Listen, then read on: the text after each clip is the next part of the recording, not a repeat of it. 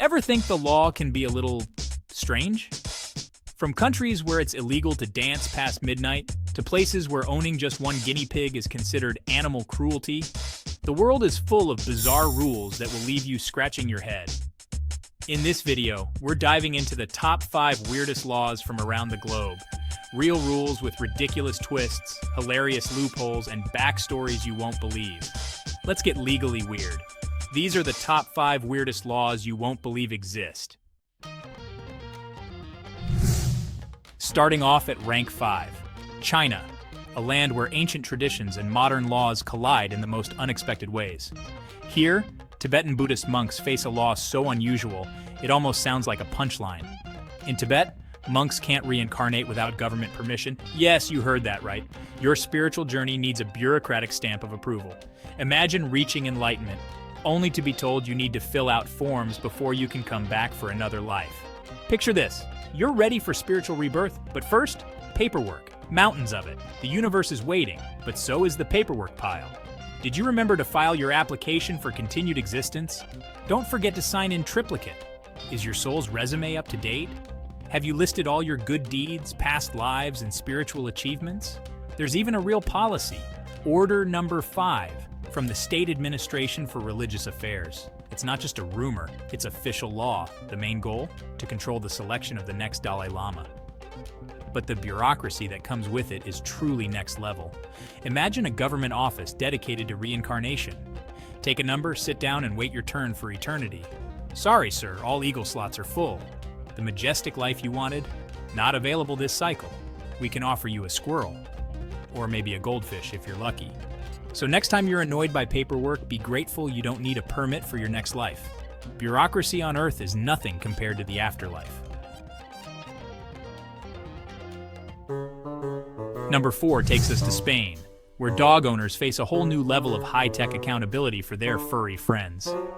In cities like Valencia, it's not just about picking up after your dog anymore. You can actually be fined for your dog's DNA, literally. The city has taken pet ownership to a scientific level. When you register your dog, you're required to submit a blood sample. This isn't just for health records. It's for a citywide DNA database that keeps track of every registered pup.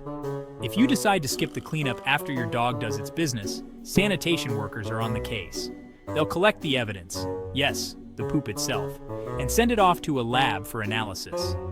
In the lab, technicians match the DNA from the poop to the city's database. When they find a match, the owner gets a fine in the mail. It's like CSI, but for canines. CSI Canine Edition. Imagine having to explain to your friends, yeah, my dog's a registered offender now. It's not just embarrassing, it's a conversation starter you probably don't want. You can almost picture the neighborhood dogs gossiping at the park. Stay away from Buster, he's got a record. The canine rumor mill must be working overtime.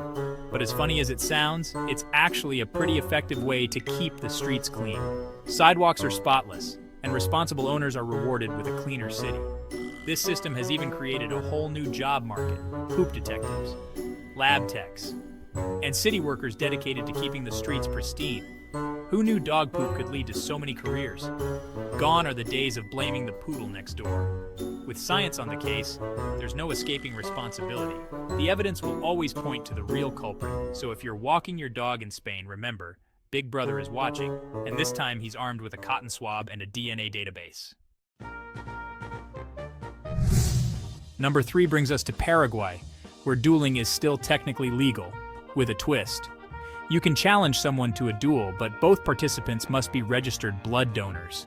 That's right, you can fight for your honor, as long as you've helped the blood bank first. Imagine, I'd demand satisfaction, but first, when's your next blood donation? Dueling calendars now depend on blood drive schedules. Responsible duelists keep their donor cards handy. Here's my dueling permit and my I gave blood sticker. If your opponent isn't a donor, the duel's off. Sorry, doctor says my iron's low. A medical professional must be present, just in case you need your own donated blood. It's a bizarre blend of old-school violence and modern public health. Give blood, then maybe spill some. Are there dueling leagues? Do people train for this? I fence, I shoot, I donate every 8 weeks. It's a civic duty and a sport. Only in Paraguay could a duel double as a blood drive. So, if you're ever insulted there, check their donor status before you start pacing. Stay up to date on your donations, just in case. Rank 2-2 takes us to Japan, a country where the government is surprisingly serious about something you might not expect: your waistline. Back in 2008, Japan rolled out the Metabo Law, a bold nationwide effort to tackle rising obesity rates and promote healthier living for everyone. Under this law, every citizen between the ages of 40 and 74 has their waist measured during their annual health checkups, right alongside their blood pressure and cholesterol. The government set strict waistline limits: 33.5 inches for men and 35.4 inches for women.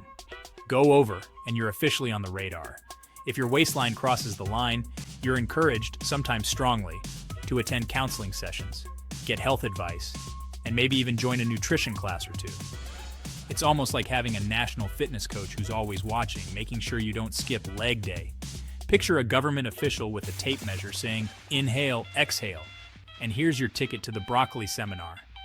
But it's not just individuals who feel the pressure. Companies are held responsible too. If too many employees have waistlines over the limit, the company can actually be fined. Imagine your boss rallying the team.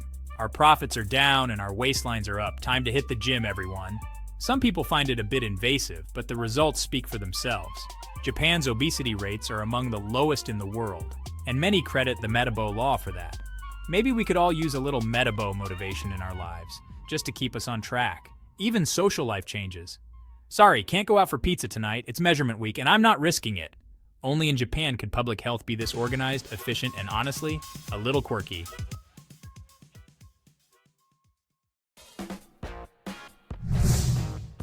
And finally, number 1, Quitman, Georgia, where it's illegal for a chicken to cross the road. Yes, there's a real law making it a crime for chicken owners to let their birds cross any street. It's the ultimate punchline turned municipal code. Was there a chicken traffic crisis? We may never know. The law targets owners, not the chickens, so no tiny handcuffs. Imagine the police report. At 2 p.m., a Rhode Island Red made a run for it. Owner cited. Picture a lawyer defending, "Your Honor, Henrietta just wanted to see the other side." The law solves the age-old riddle. Why did the chicken cross the road? It didn't. It's illegal. Enforcement is rare, but the law is still on the books. Every chicken in Quitman knows, stay on your side. It's a real-life cartoon, and a perfect example of a blue law. Strange, old, and barely enforced. So next time you see a chicken, remember, the grass isn't always greener, and sometimes it's just more legally complicated. That's the weirdest law of them all.